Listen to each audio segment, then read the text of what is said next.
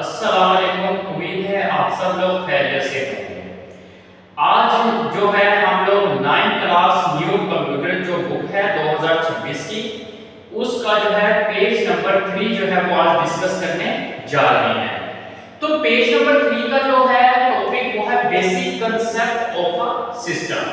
तो जैसा कि मैंने आपको बताया था कि भाई कोई भी निजाम हो सकता है, जिस तरह से कि स्कूल का निजाम, बैंक का निजाम, अल्लाह ताला का बनाया हुआ निजाम, इंसान का अपना बनाया हुआ निजाम। जो कोई भी निजाम होता है उसकी जो बेस होती है वो 4 चीजों पर होती है।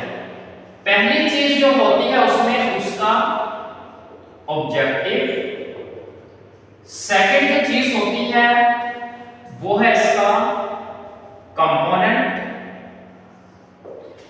तीसरी जो चीज होती है इसमें वो है कम्युनिकेशन,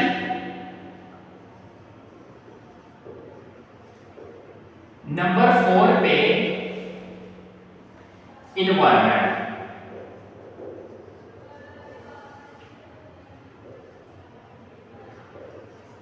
यानी कि कोई भी जो निजाम होता है उसकी जो बेस होती है वो 4 चीजों पर होती है: objective, component, communication and environment. इन चारों चीजों की वजह से कोई ना कोई निजाम जो है वो बनाया जाता है।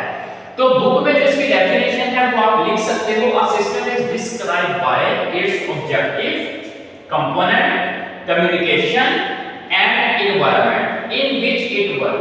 द कंपोनेंट ऑफ द, जितने भी जो कंपोनेंट होते हैं जब वो आपस में बातचीत करते हैं तो हमारे निजाम का मकसद जो है वो पूरा हो जाता है, तो हम अपना कोई ना कोई निजाम हासिल कर सकते हैं। अगली चीज जो है इसकी वो है ऑब्जेक्टिव। ऑब्जेक्टिव का मतलब होता है आपका मकसद। ठीक है, कि आप जो भी कोई निजाम बनाते हैं आपके निजाम का बनाने का उसका मकसद क्या है। तो दुनिया में जो भी कोई निजाम बनता है हर निजाम का कोई ना कोई मकसद होता है। तो इसकी आप उससे भी लाइन बना सकते हैं: एवरी सिस्टम हैज अ गोल और पर्पस। कि हर निजाम का कोई ना कोई मकसद होता है that it wishes to fulfil, जो हमारी रिक्वायरमेंट के मुताबिक जरूरत को पूरा करती है। जब हम किसी भी निजाम के ऊपर, जब हम किसी भी सिस्टम पर गहरी नजर डालते हैं, बुक के अंदर एक लफ्ज यूज किया हुआ है एफिशिएंसी और लिखा हुआ है एफिकेसी। एफिशिएंसी का मतलब होता है कारकर्दगी, एफिकेसी का मतलब होता है उसका फायदा। कि जब हम कोई भी सिस्टम बनाते हैं तो हर सिस्टम का कोई ना कोई मकसद होता है। जब हम एक गहरी नजर से अपने सिस्टम के मकसद को देखते हैं तो जिससे हमारे सिस्टम की कारकर्दगी और उसकी अहमियत को बढ़ाया जा सकता है। ये आपने बुक का सिर्फ एक पैराग्राफ याद करना है। अगली चीज जो कि सबसे अहम है वो है कंपोनेंट्स। तो कंपोनेंट क्या होते हैं? कल भी आपको बताया था कि जिस तरह से एक कंप्यूटर है, इस कंप्यूटर के भी क्या है? कंपोनेंट्स होते हैं। जब ये सारे के सारे कंपोनेंट एक दूसरे से बातचीत करते हैं तो क्या होता है? हमारा मकसद पूरा होता है। ठीक है, हमारा क्या होता है? ऑब्जेक्टिव पूरा होता है। तो ये कंपोनेंट किसी भी निजाम के अंदर बहुत ही ज्यादा अहम किरदार अदा करते हैं। तो इसकी डेफिनेशन है: components are the building block of an system, each component play a specific role. कि जितने भी कंपोनेंट्स होते हैं अलग-अलग रोल करते हैं। जब अलग-अलग रोल करेंगे तो हमारा पूरा जो सिस्टम है वो सही तरह से काम करेगा। तो ये जो है आज हमने पढ़ा basic concept of a system, system के मकसद क्या है और कंपोनेंट क्या-क्या हैं। अब अगली चीज बात करते हैं एनवायरनमेंट। एनवायरनमेंट का मतलब होता है माहौल। तो जो कोई भी निजाम जब बनाया जाता है तो उसके बाहर वाली चीजें हमने ये देखना है कि बाहर वाली चीजों का सिस्टम के ऊपर क्या इफेक्ट पड़ रहा है।